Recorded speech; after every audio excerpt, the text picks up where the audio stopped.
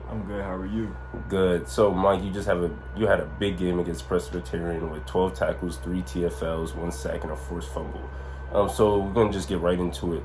So, preparing for Presbyterian, what was that like for you? It was just a lot of dialing in on what they're doing and really focusing in on playing on the D line and dropping into coverage. Um, this week I worked a lot of just like being able to read from the line, playing as like a 5 tech. So I think that really helped me out, trying to get some of the TFLs and tackle for losses that I got. Oh, okay. So, let's talk about So, coming into the season, what improvements did you think that you had to do in order to become a better football player? Um, Really just understanding like route coverage, things like that. Being able to play on the line, read the line from right up, like a 5 tech. I think that has really helped me progress as a player. Not only being able to play from deep, but to be able to play like right in front of the O lineman. I think has really helped me improve my game. So, kind of following up with that question. So, since these are your improvements, or what were some of the goals that you actually wanted to achieve? And so far, have you achieved any of them? Some of the goals coming into the season were to beat some of my season highs from last year. So I'm already at 10 TFLs. I finished the year last year with 10, so we got 3 games left. So I hit that goal. Hopefully, I'll knock on a couple these next 3 games. I want to beat my tackle high from last year. I'm about 17 off, so I string together 3 games of doing my thing. I should be able to hit that. And sacks, I'm almost there with 3 games to go. I'm hoping to get at least 3 to 4 more to beat my last year's totals. Being a preseason first teamer in the PFL, does that apply any pressure to you at all?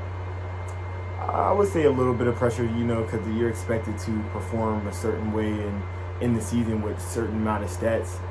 So I think there's pressure there that there's already like a spotlight on you, just to see like where you'll end up. But other than that, I really don't think it's much pressure, but more motivation because you want to prove those people right and do what I do. Okay, so you also this year you're announced to be your second time as being team captain. So what does that mean to you? It means the world, being able to be somebody that the guys elected to represent the program. I think it's a tremendous honor to be one of the people that my peers voted to want to represent the program. Okay, so as an experienced upperclassman, what leadership do you think you actually bring to the team as a whole? I think I'm a servant leader. I may not be the most vocal. I'll speak when I need to, but I think majority of my leadership comes from me doing the right things day in and day out. I'll be the first guy to tell you to do this, but I wouldn't tell you to do it without me doing it. So I think that I'm one of the guys that will really, just try to set the expectation of like what we're building and what the culture is. Okay, so since you talked about being 2-time captain, things like that, what legacy do you think you left on Mariners football so far? That's a good question. So my legacy, I would think that my legacy is somebody who's dedicated to the game and just enjoys being here, that just loves to be a Marist Red Fox and enjoys the grind and the, just the everyday hardships of playing ball. So I think that my legacy would be like somebody who just smiled through it all, the good, bad, and the ugly. So what do you think the future is for Mariners football is? I think they'll be good. I know once we're out of here, they're going to be in good hands. It's exciting to see that they're scheduling some different opponents. So I know that they got Army on the schedule for the 2025 season. So I think the future's bright, and I think that they'll be in good shape going forward.